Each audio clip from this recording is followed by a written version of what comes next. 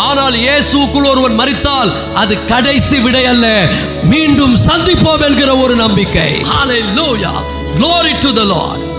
பவுல் ஆவியானவரால் போடுற வார்த்தையை பாருங்க, நித்திரை. மரணத்தை வேதம் சொல்லும் போதெல்லாம் ஒரு சில இடங்கள்ல மரணம் யூஸ் பண்ணுது. ஏன்னா அங்க இயேசு மரித்தார் என்பது மரணம்.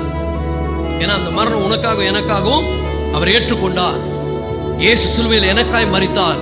அவர் மரித்து மரணத்தை ஜெயித்ததுனால மரணத்துக்கு இப்ப பேர் என்ன தெரியுமா? நித்திரை. எல்லாம் சொல்லுங்க, இயேசு மரணத்தை ஜெயித்ததுனால மரணத்துக்கு பேர் என்னங்க? நித்திரை. இயேசுவை விசுவாசித்து ஒருவன் இந்த உலகத்திலே அவன் மரித்தால் உலகத்துக்கு அது மரணம், உலகத்துக்கு அவர்களுக்கு அது முடிவு, உலகத்துக்கு அது ஒரு கடைசி விடை.